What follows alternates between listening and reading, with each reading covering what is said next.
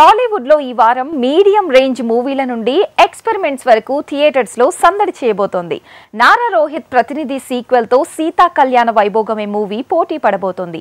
ఈ సినిమాలతో పాటు డబ్బింగ్ మూవీ రత్నం బాక్స్ ఆఫీస్ మీద దండెత్తబోతోంది. మొత్తంగా 3 జోనర్స్ లో సరికొత్త ఫ్లేవర్స్ బాక్స్ ఆఫీస్ మెనూలో వచ్చి చేరాయి. నారా రోహిత్ ప్రతినిధి సీక్వెల్ ప్రతినిధి 2 ఈ వారమే రాబోతోంది. ప్రతినిధి వచ్చిన మరుసటి రోజు సుమన్ తేజ్ హీరోగా పరిచయమవుతున్న సీతా కళ్యాణ వైభోగమే సినిమా, అలానే రత్నం అంటూ విశాల్ డబ్బింగ్ రూపంలో ఈ వీక్ కిక్కివ్వబోతున్నాడు. ఇక నారా రోహిత్ ప్రతినిధి సీక్వెల్ తో దండెత్తబోతున్నాడు.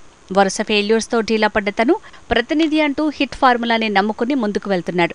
గతంలో హిట్ అయిన మూవీకి పార్ట్ 2గా రాబోతోంది ప్రతినిధి సీక్వెల్. ఇక నారా రోహిత్ ప్రతినిధి సీక్వెల్ వచ్చిన మరుసటి రోజే విశాల్ రత్నం మూవీ రాబోతోంది.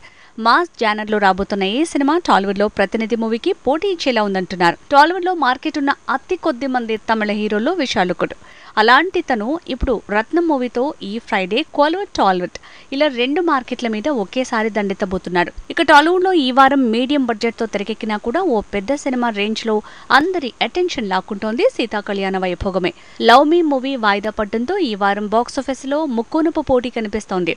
సుమన్ తేజ్ గరిమా కాంబినేషన్ లో సతీష్ పరంవేద తెరకెక్కించిన సీతా కళ్యాణ వైభోగమే మూవీ శుక్రవారం రాబోతోంది. రత్నంతో పోటీకి రెడీ అయింది.